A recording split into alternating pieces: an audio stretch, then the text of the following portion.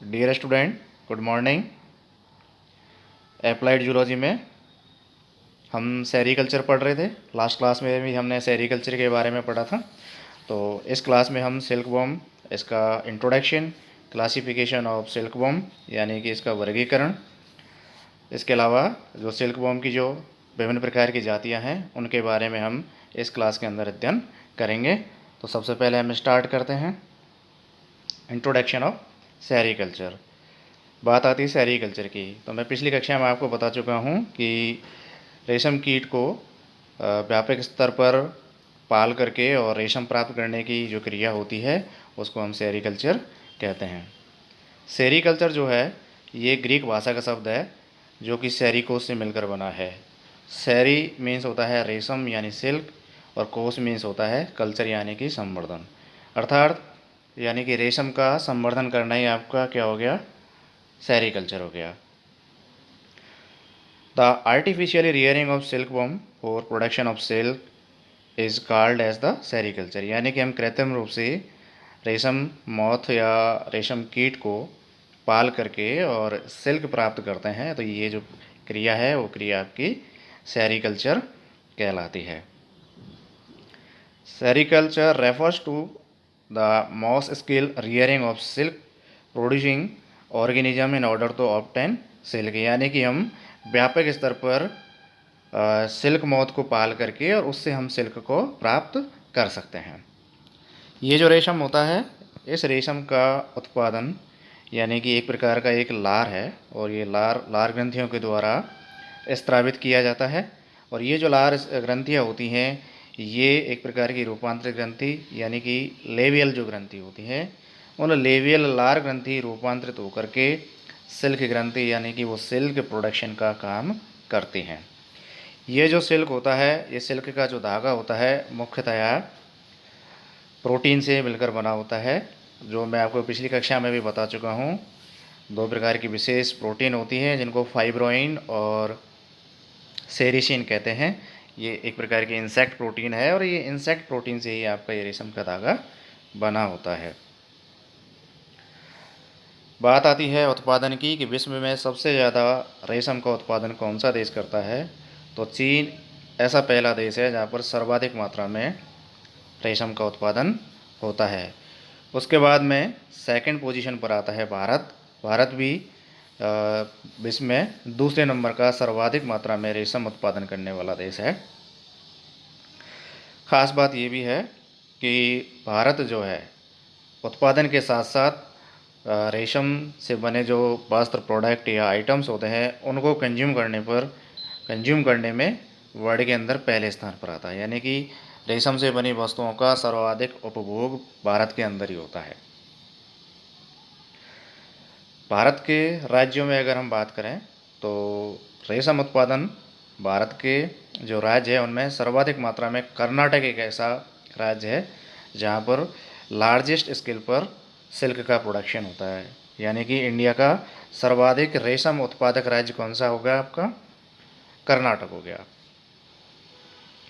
ख़ास बात ये भी है कि रेशम जो होता है इसकी कई सारी किस्म होती हैं, जैसे टसर है, मुगा है, मलबेरी है या एरी सिल्क है। इन सभी जो किस्म है रेशम की, इन सब का उत्पादन भारत के अंदर बहुतायत से होता है।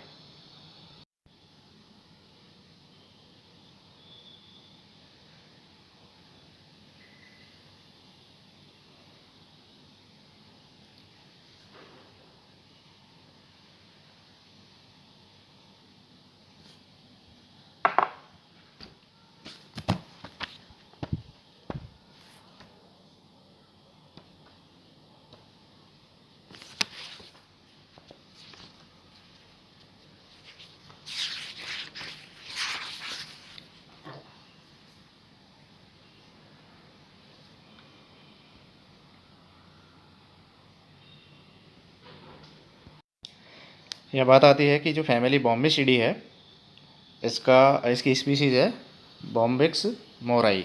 इसके द्वारा मलबेरी सिल्क उत्पादित किया जाता है। और बात आती है यहाँ पर सैटर्निडी की, तो सैटर्निडी के भी कुछ मेंबर्स होते हैं जैसे एंथेरिया पेफिया, एंथेरिया सामा, एटेगस रेसिनी, ऐसे कुछ सदस्य हैं, इनके द्वारा भी सिल्क का उत्पादन किया जाता है। इसके अलावा एंथेरिया पेरिनी है, एटेकस एल्टस है, ये भी कुछ सैटर्निडी फैमिली की स्पीसीज़ हैं जिनके द्वारा काफ़ी अधिक मात्रा में सिल्क का उत्पादन किया जाता है। तो ये हो गया आपका जंतु वैज्ञानिक वर्गीकरण या क्लासिफिकेशन ऑफ सिल्क वर्म। अब आता है classification of silk worms based on voltinism. तो सबसे पहले हम ये देखेंगे कि जो वोल्टिनिज्म है ये क्या है और वोल्टिनिज्म के आधार पर हम किस प्रकार रेशम कीट को वर्गीकृत कर सकते हैं। तो शब्द आता है वो वोल्टिनिज्म। तो इसका मतलब होता है नंबर ऑफ ब्रूड्स और generation of an organism in with in a year, यानी कि किसी एक वर्ष के अंदर किसी भी जाति के सदस्य के द्वारा ब्रूड यानी कि उसकी जेनरेशन या पीढ़ी कितनी बार प्रोड्यूस हो रही है, उसके आधार पर या उसी टर्म्स को हम वोल्टिनिज्म कहते हैं। यानी कि एक वर्ष के अंदर किसी भी जंतु या जाति की कितनी पीढ़ियों का विस्तार हो रहा है, कितनी पीढ़ियाँ उत्पादित हो रही हैं, वो ही आपकी वोल्टिनिज्म कहलाती है। तो इस वोल्टिनिज्म के आधार पर हम बॉम्बिक्स मोरी जो है रेशम कीट, इसको हम 3 भागों में वर्गीकृत कर सकते हैं या 3 प्रकार की आपकी वोल्टिनिज्म पाई जाती है बॉम्बिक्स मोरी के अंदर। पहली आती है यूनी वोल्टाइन, दूसरी आती है बाई वोल्टाइन और तीसरे नंबर पर आती है आपकी मल्टी वोल्टाइन। तो पहली यूनी वोल्टाइन। यूनी वोल्टाइन का मतलब होता है, यूनी मीन्स होता है 1 यानी एक, अर्थात इसका मतलब क्या हुआ कि रेशम कीट का जब एक वर्ष में एक ही पीढ़ी को हम प्राप्त करते हैं तो वह प्रजाति हमारे लिए क्या हो गई आपकी यूनिवोल्टाइन हो गई। यानी कि एक वर्ष में इसकी कितनी पीढ़ी उत्पादित हो रही है, एक ही पीढ़ी होती है। दूसरी बात कि इसमें जो लार्वा होते हैं उनका जो वेट होता है वो काफ़ी अधिक होता है और कोकून होते हैं वो काफ़ी हैवी होते हैं, भारी होते हैं।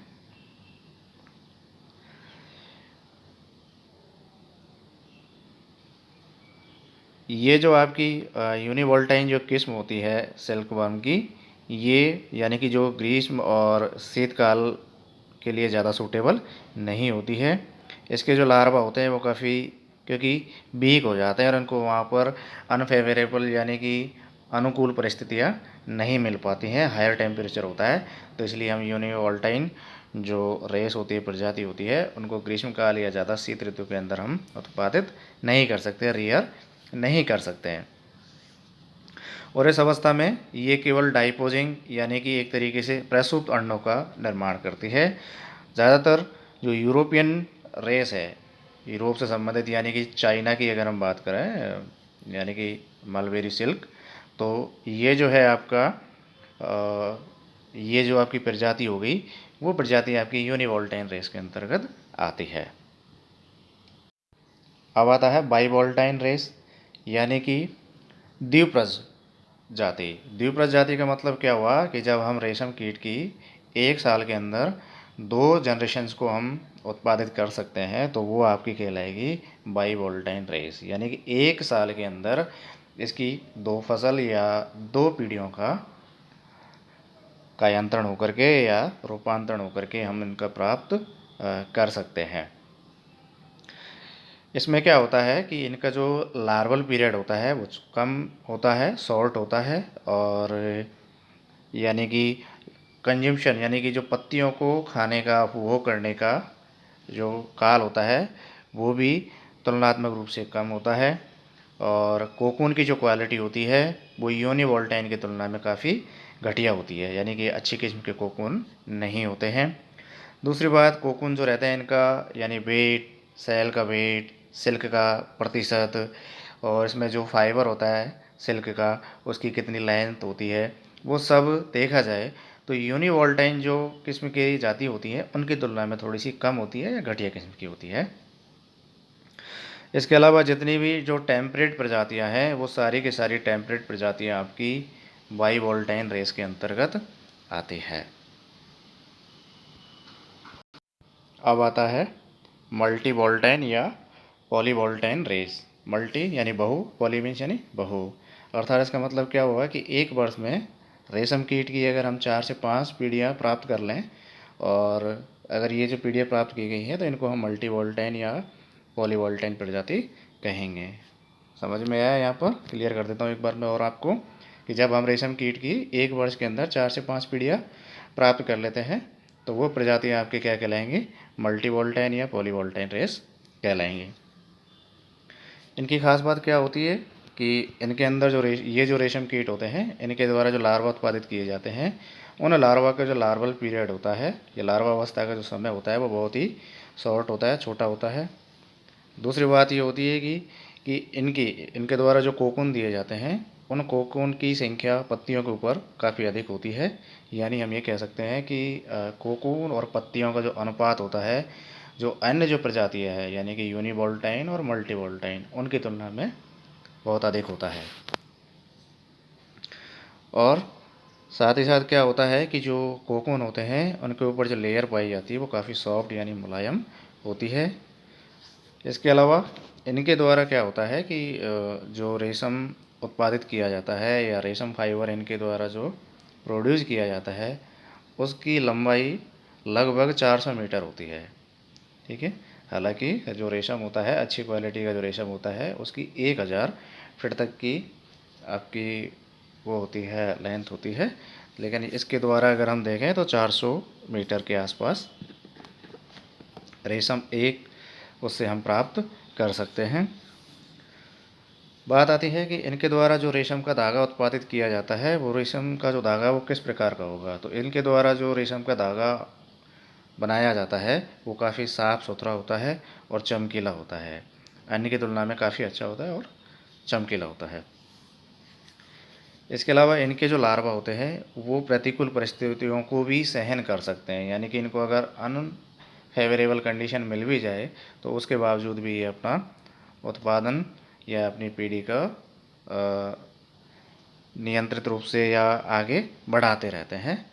इस कहने का मतलब ये हुआ कि ये किसी भी प्रतिकूल परिस्थिति के अंदर डाइपोज अंडे नहीं देते हैं। अगर इनको प्रतिकूल परिस्थितियाँ मिल भी जाएँ तो उसके बावजूद भी ये अपना सरवाइव कर लेती हैं और किन्हीं भी परिस्थितियों में डाइपोजिंग या निष्क्रिय अंडे या प्रसूत अंडे नहीं देते हैं।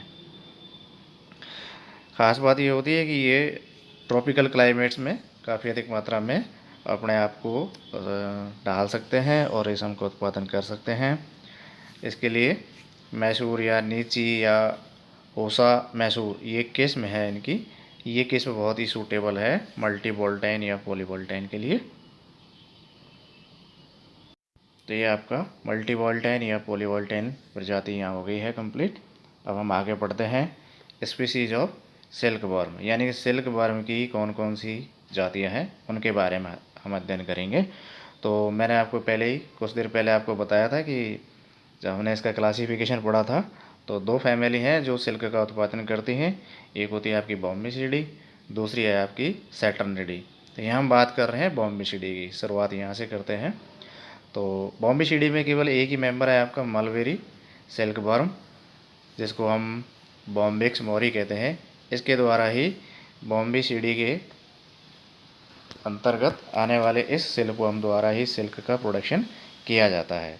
तो हम स्टार्ट करते हैं मलबेरी सिल्क वर्म, इसको हम बॉम्बिक्स मोरी कहते हैं, ये इसका साइंटिफिक नेम है।